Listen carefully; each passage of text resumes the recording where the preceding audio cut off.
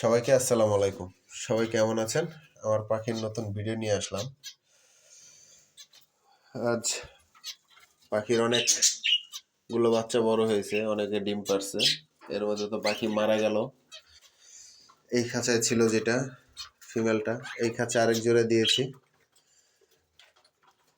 এটা কি অবস্থা দেখি। এটাও ডিম নিয়ে বসে আছে, দুইটা। আর একটা পারবে যত সম্ভব, দেখে বোঝা যাচ্ছে। ফিঞ্চ ও ডিম নিয়ে বসে আছে।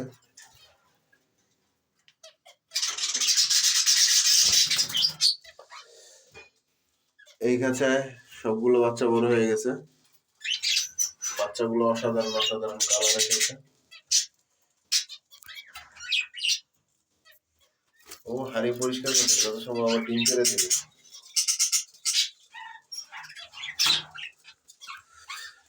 এই খাঁচায় রেনবো সিল্কে বাচ্চা একজোড়া আলাদা করছি।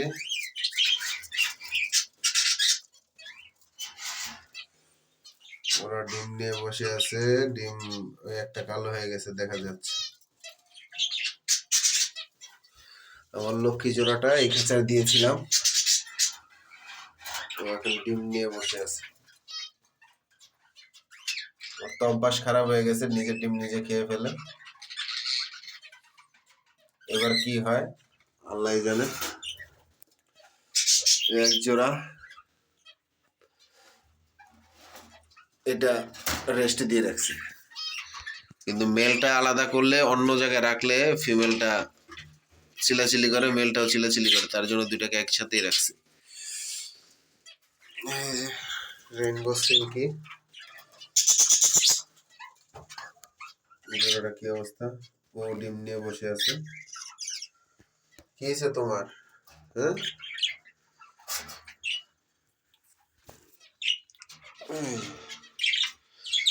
এই জোড়াটা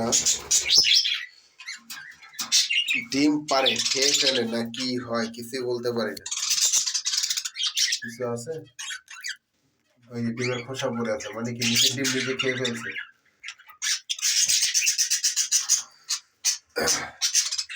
এই বাচ্চা এই জায়গায় একটা,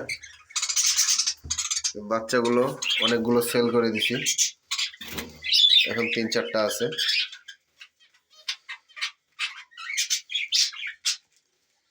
এই জোড়ার ডিমটা সরিয়ে দিয়েছি, এই জোড়া আবার রেস্টে দিচ্ছি, রেস্টে দেওয়ার পর আবার দিব। জাপানি জোড়াটা সেল করে দেবো চিন্তা করতেছি। দুজনের ভিতর খুবই বন্ডিং ভালো। এই যে এরা ডিম পেরে পেরে ভেঙে ফেলতেছে, হাড়ি বের করে ফেলছি, ডিম ভাঙতেছে।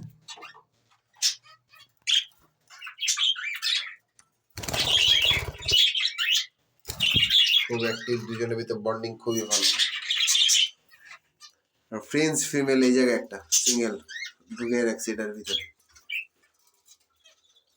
ওই ডিম পাখির ডিম দিয়ে রাখছিলাম ওদের খেতে। লাম্বার জোড়াটা ও তো ডিম নিয়ে বসে আছে, দেখি এইভাবে দেখানো যায় কিনা।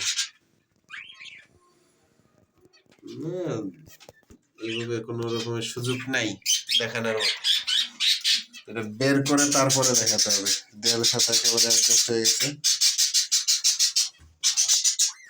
সবাই দোয়া করবেন আমার পাখির জন্য। কেন পাখি শীত পুরোপুরি শীত পড়েছে তখন মারা যায়নি, এখন হালকা শীত, এখন কিছু পাখি মারা গেছে।